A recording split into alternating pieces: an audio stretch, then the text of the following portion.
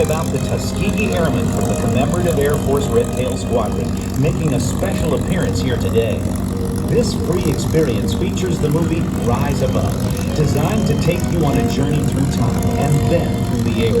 You'll see firsthand the struggles and challenges faced by the Tuskegee Airmen. It's part of our history that simply must be heard, and today is your chance to experience their remarkable story. Come see this exciting short movie in a climate-controlled mobile theater. Because of its dynamic 160-degree panoramic screen, the film creates the sensation of being in the cockpit, soaring above the clouds in a P-51C Mustang, the Tuskegee Airmen's signature aircraft. You'll experience the excitement and thrill of flying this awe-inspiring vintage World War II beauty. Head on over now for this free movie, and you may be the next person to be inspired to rise above and achieve your dreams. And that's Doug Rosendahl in the P-51C that will demonstrate its flight tomorrow, honoring the Tuskegee Airmen. You get a chance to look at it. All right, ladies and gentlemen, way out, maybe 3 or 4 miles out to the left, the KC-135 Stratotanker is going to go form up just in front of and above the C-17 Globemaster III. Aerial refueling started way back in the early days of aviation, when pilots tried to figure out a way to extend the range of an aircraft without having to land and refuel.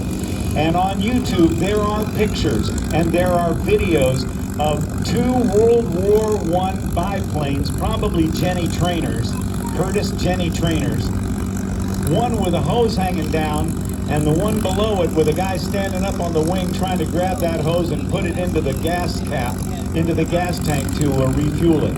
It's easier now, but it is a very, very significantly challenging skill for the pilot of the KC-135, the boom operator who actually lays on his or her stomach at the rear of the aircraft, looking out the back with 2 sticks to guide what they call the flying boom into the receptacle of the receiver aircraft, be it an F-16, be it an F-22, be it an F-35 or an F-15 or an A-10 or even a B-52 bomber, or in this case the C-17 Globemaster III.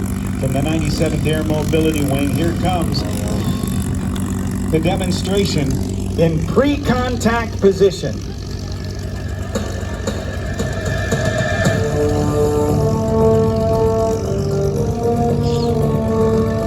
The movement when they get up within 20 feet of one another, the movement of one aircraft will affect the movement of the other.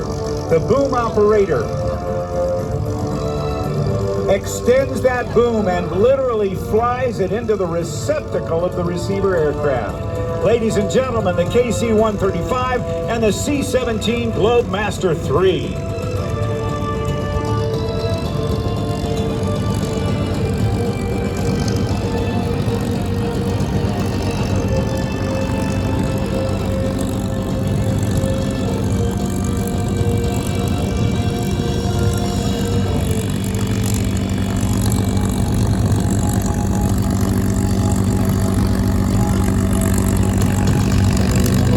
In the KC-135 today, Captain Zachary Marks, the co-pilot Captain Justin Griswold, the safety pilot Major Vic Bro, and the boom operator is Master Sergeant Lucas Treat.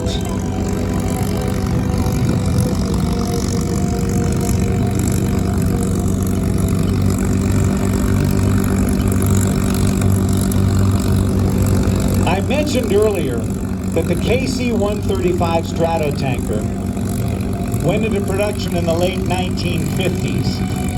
And of the 800, 400 have been modified with new engines. The CFM56 turbofan engine that generates 21,600 pounds of thrust. It enables the KC-135 Stratotanker to transfer over 200,000 pounds of fuel.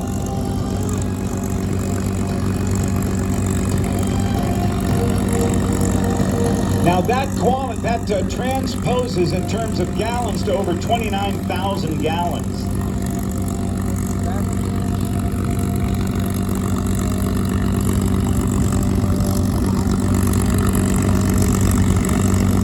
And a talented boom operator of a KC-135 Stratotanker can transfer enough fuel to operate your car for a year.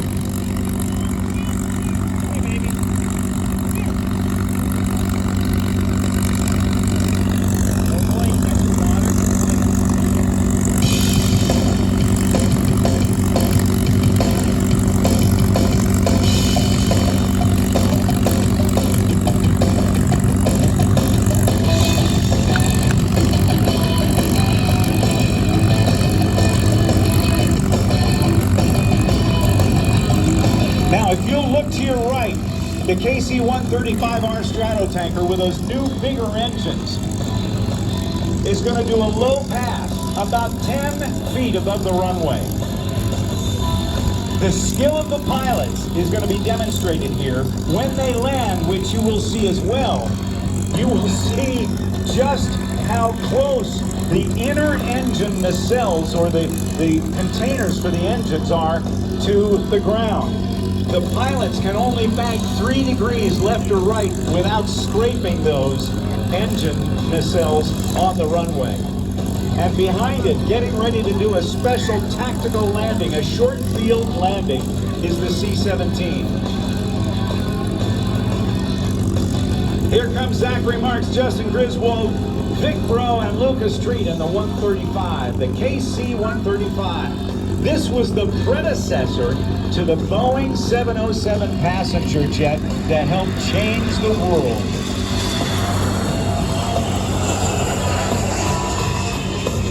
Give it up for the 135, everybody!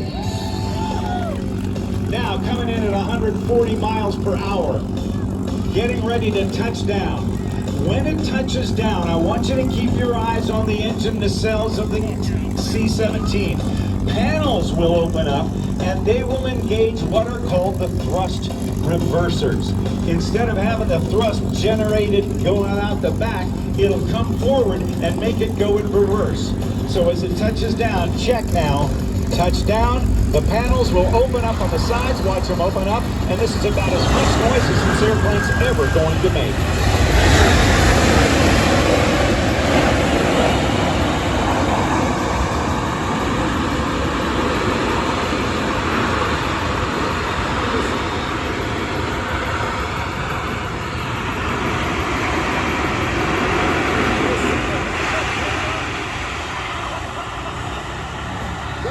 The door that's opened at the back, that's the loadmaster of the C-17.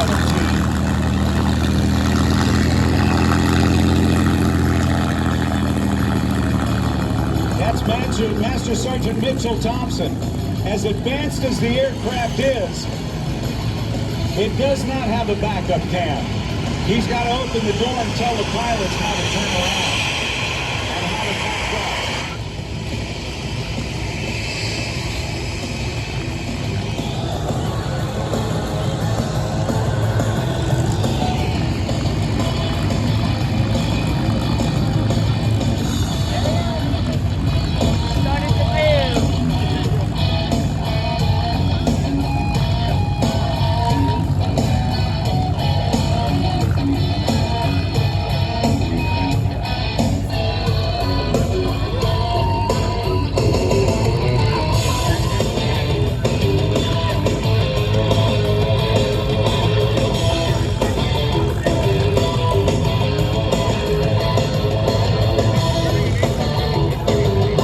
Now, ladies and gentlemen, Lieutenant Colonel McDonald, first name again is?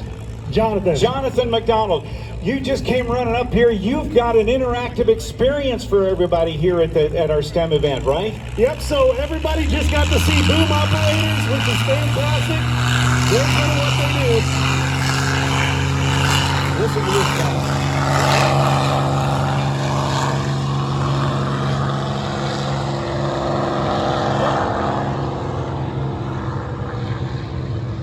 In the very back, if you want to do a virtual reality experience where you do a boom operator, full headset, full gear, everything, it's in the back. It's called the hangar. So just make sure that if you were interested in that and you loved it and you love boom operator, it'll be fantastic. So follow me if you want to go. Oh, I want to do that after the show, Colonel. I've never done that before. I've been up there, but I've never been, I've watched it, but never done it. Thank you. Lieutenant Colonel Jonathan McDonald, thank you, sir, very, very much. The aircraft you heard taking off, oh my goodness. This is one of the most iconic airplanes ever designed, ever built. And on everybody's top 10 list of the best airplanes, fighter aircraft ever built, the P-51 Mustang is among them. You heard it take off. The history of the Mustang dates back to 1940 when it was requested that North American Aviation build some airplanes for the Royal Air Force, not the United States Army Air Force, but the Royal Air Force in Great Britain, because Great Britain was at war with Germany at that point, and the Battle of Britain in the summer of 1940 to the early into the fall of 1940, the P-40 Warhawk by Curtiss Aircraft, an American airplane, was flying alongside the Royal Air Force Spitfires and Hurricanes against the German Luftwaffe Air Force. And when the Royal Air Force needed Curtiss to build more P-40s and they couldn't, they went to North American Aviation and asked Dutch Kindleberger, the president, if he would build P-40s under license. And he said, I don't want to do that. I don't want to build somebody else's airplane. Give me 120 days. 117 days later, the first Mustang 1 rolled off the line at Palmdale, California. It was outfitted with a V12 liquid-cooled Allison engine and went to work fighting against the Luftwaffe, the Bf-109 Messerschmitts, and the Focke-Wulf FW-190s. And then some other changes took place, but we'll tell you about them. Now, keep your eyes open now as the KC-135R Stratotanker gets ready to touch down here at the show.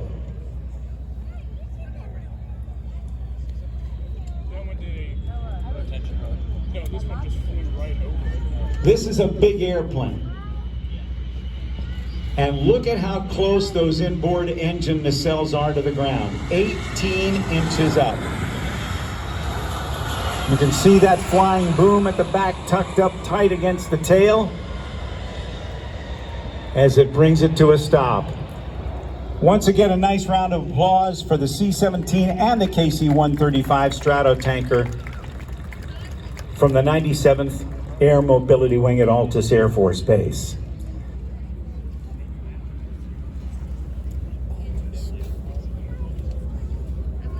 I hear a Mustang somewhere around back there behind us.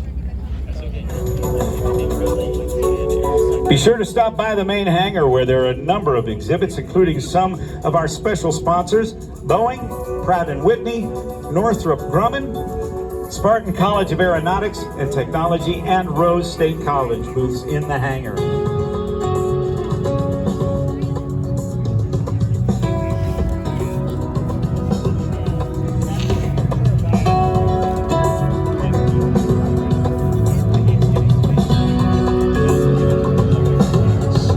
Waiting now for the P-51 Mustang to come through. Those early Mustangs, as I mentioned, were powered by an Allison V12 liquid-cooled engine.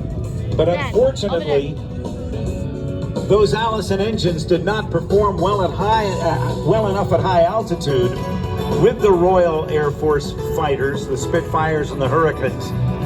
And so some enterprising British engineers said, wait a minute, why don't we take one of our Rolls-Royce engines and tie it to the front of this airframe? Well, they did it, and the Mustang as we know it was born. Overhead right now, here comes Doug Rosendahl.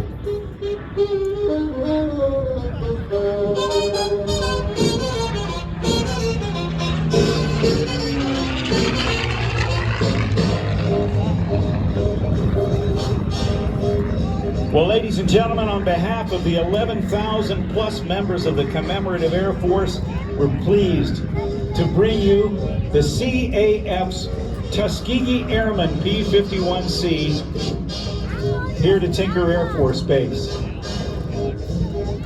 Today being piloted by Doug Rosendahl.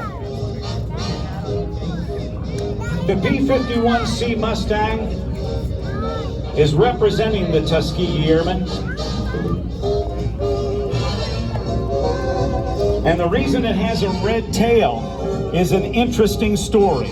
The red-tailed Mustangs were flown by the Tuskegee Airmen. They were part of a program set up by the U.S. Army Air Corps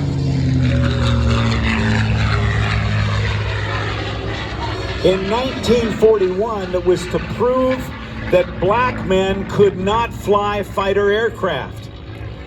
And eventually they were able to prove everybody wrong. Black men could fly, and they did at Tuskegee Airfield in Alabama, and they flew early Mustangs like this very rare P-51C Mustang. Listen to the sound of this Rolls-Royce designed Packard-built Merlin engine.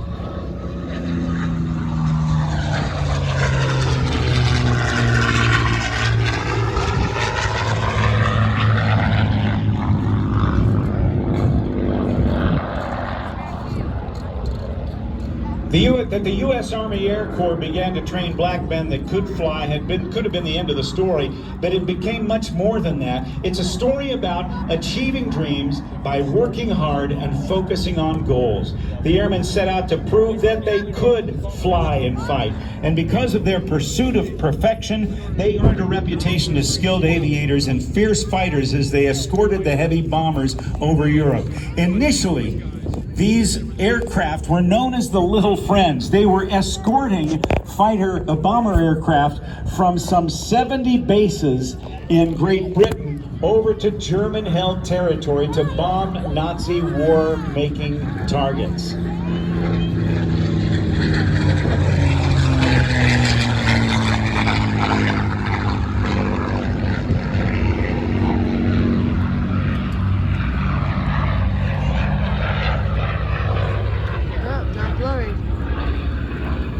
When the Mustang became outfitted with a Rolls-Royce Merlin engine, its performance equaled anything that was in the sky at the time, exceeding 400 miles per hour.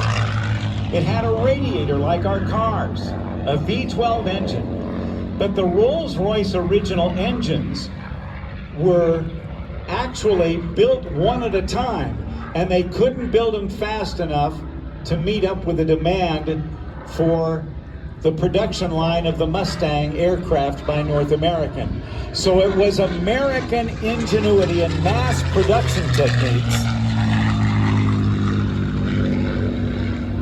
that made enough motors to keep these airplanes flying throughout the war. The Packard Motor Car Company of Detroit, Michigan, manufactured over 56,000 Merlin engines, and to this day, some of those new old stock parts will actually fit in the motors of these aircraft as they have to be replaced. And just as a point of interest, when Packard built these aircraft engines, these Merlin engines, as Doug does the 8-point hesitation roll, very precisely stopping the airplane each and every 45 degrees around the clock. the companies that were involved in helping Packard to build those motors is very interesting. As a matter of fact, on some of the valve cover casings on this aircraft and some of these Mustangs, there is a name that you will recognize, and that's Maytag. The same company that makes our home appliances today, they were making parts for the engines that flew along, that helped our guys keep these airplanes flying. Let's listen one more time as it comes by. This is a very rare sound indeed, the P-51C Mustang from the Commemorative Air Force.